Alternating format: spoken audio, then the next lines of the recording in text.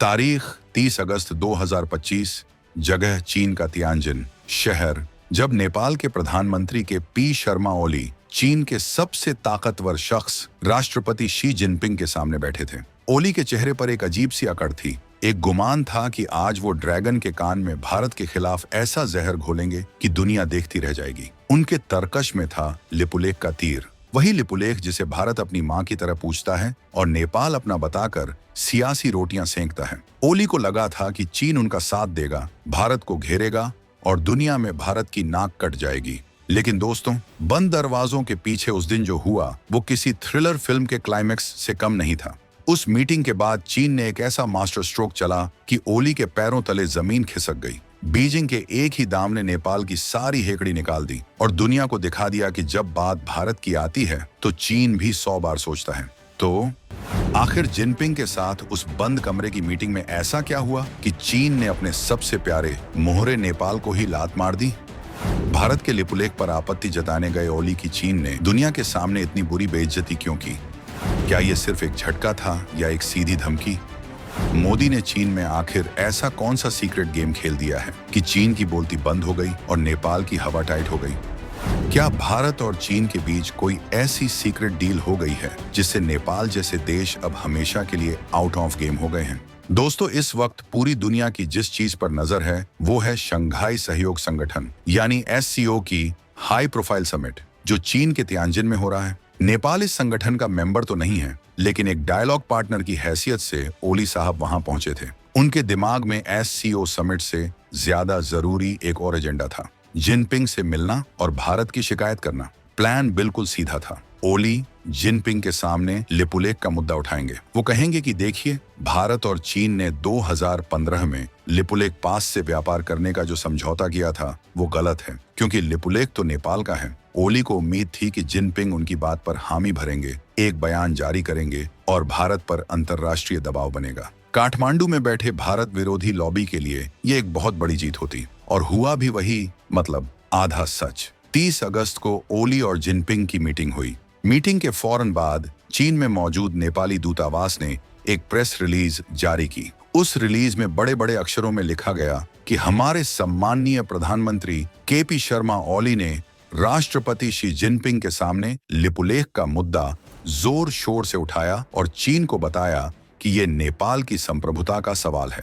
जैसे ही ये खबर काठमांडू पहुंची, वहां जश्न का माहौल बन गया। भारत विरोधी गैंग ने ढोल पीटना शुरू कर दिया कि देखो, हमारे प्रधानमंत्री ने चीन जाकर भारत को उसकी औकात दिखा दी। लेकिन उनकी ये खुशी महज कुछ घंटों की मेहमान थी, क्योंकि असली कहानी तो अब शुरू होने वाली थी। जैसे ही नेपाल ने अपनी तरफ से मीटिंग की कहानी दुनिया को बताई, पूरी दुनिया की नजरें बीजिंग पर टिक गईं। सब इंतजार कर रहे थे कि अब चीन की तरफ से क्या बयान आता है। और फिर चीन ने अपना ऑफिशियल स्टेटमेंट जारी किया। दोस्तों, चीन ने जो बयान जारी किया उसे पढ़कर काठमांडू में सन्नाटा पसर गया।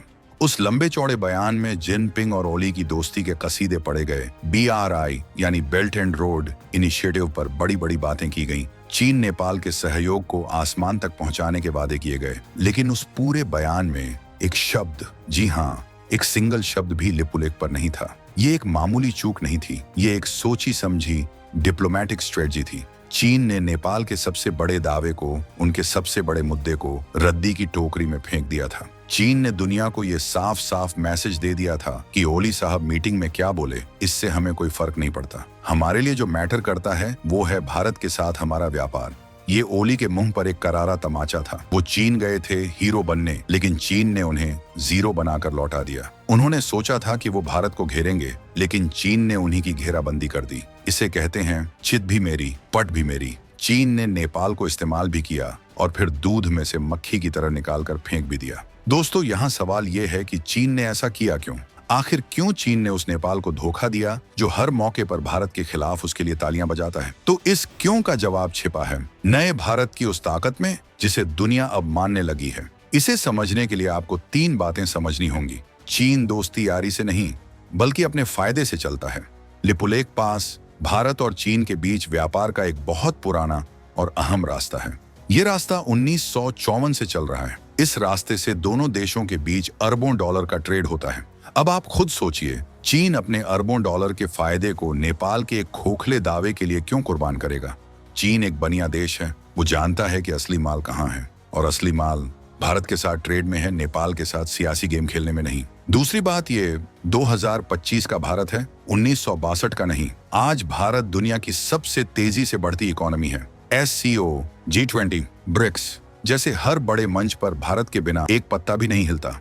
चीन ये बात अच्छी तरह जानता है कि अगर उसे ग्लोबल सुपर पावर बनना है तो वो भारत से दुश्मनी मोल लेकर ऐसा नहीं कर सकता। खासकर SCO जैसे संगठन में, जहां भारत और चीन दोनों बड़े खिलाड़ी हैं, चीन कोई ऐसा कदम नहीं उठा सकता जिससे भारत नाराज हो। नेपाल को खुश करने के चक्कर में वो भारत जैसे हाथी से दुश्मनी मोल नहीं ले सकता। चीन को पता है कि आज की तारीख में दुनिया में भारत का जो कद है, उसके सामने नेपाल कहीं नहीं टिकता। वहीं दोस्तों, एक खास बात यह भी है कि चीन का ये यू टर्न सिर्फ चीन की अपनी समझदारी का नतीजा नहीं है। इसके पीछे है भारत की खामोश लेकिन बेहद असरदार डिप्लोमेसी।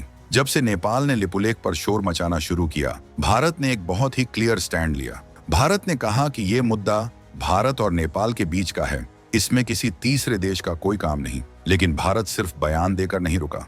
पर्दे के पीछे भारत के डिप्लोमेट्स ने चीन को यह साफ साफ मैसेज पहुंचा दिया था कि अगर चीन ने नेपाल के सुर में सुर मिलाया तो इसके अंजाम अच्छे नहीं होंगे। भारत ने चीन को याद दिलाया कि व्यापार और सीमा विवाद दोनों अलग अलग नहीं चल सकते। विदेश मंत्रालय के प्रवक्ता रणधीर जायसवाल का बयान तो आपने सुना ही होगा। उन्होंने दो टूक शब्दों में कहा, ऐसे दावे न तो ऐतिहासिक तथ्यों पर आधारित हैं और न ही सबूतों पर।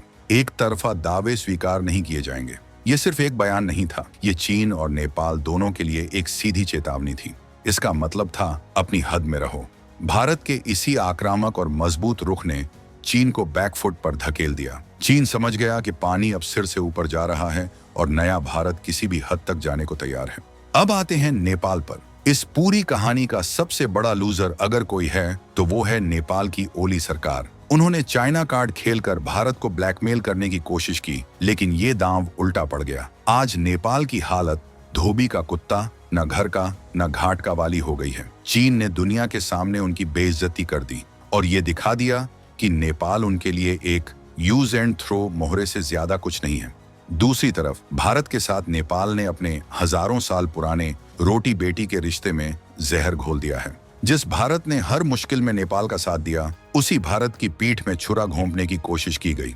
नेपाल की सरकार को यह समझना होगा कि उनकी खुशहाली का रास्ता बीजिंग से होकर नहीं बल्कि दिल्ली से होकर गुजरता है। चीन उन्हें कर्ज के जाल में फंसा सकता है, उनकी जमीनों पर कब्जा कर सकता है, लेकिन उनकी संस्कृति, उनकी सभ्यता, उनका इतिहास सब कुछ भारत से जुड़ा है। ओली जैसे नेता अपनी कुर्सी बचाने के लिए भारत विरोध का एजेंडा चलाते हैं, लेकिन वो ये भूल जाते हैं कि इस सियासी खेल में वो अपने ही देश का भविष्य दांव पर लगा रहे हैं। चीन का ये तमाचा शायद नेपाल की आंखें खोलने के लिए काफी हो। शायद अब उन्हें समझ आए कि शेर की सवारी करना और ड्रैगन की सवारी करने में बहुत फर्क होता है।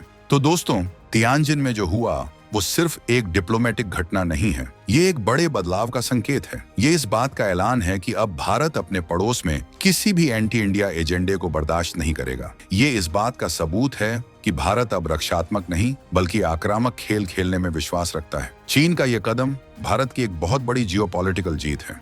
भारत ने बिना एक भी गोली चलाए, बिना कोई शोर शराबा किए, चीन और नेपाल दोनों को उनकी औकात याद दिला दी है। ये नए भारत की वो हुंकार है जिसकी गूंज अब बीजिंग से लेकर काठमांडू तक सुनाई दे रही है। अब सवाल आपके लिए, आपको क्या लगता है, चीन के इस धोखे के बाद नेपाल को क्या करना चाहिए? क्या उसे वापस भारत की शरण में आना चाहिए या फिर वो अपनी गलतियों से कोई सबक नहीं लेगा? और क्या आपको लगता है कि ये भारत की अब तक की सबसे बड़ी डिप्लोमेटिक जीतों में से एक है? नीचे कमेंट बॉक्स में अपनी राय आग की तरह फैला दीजिए। आपकी आवाज इस देश की आवाज है।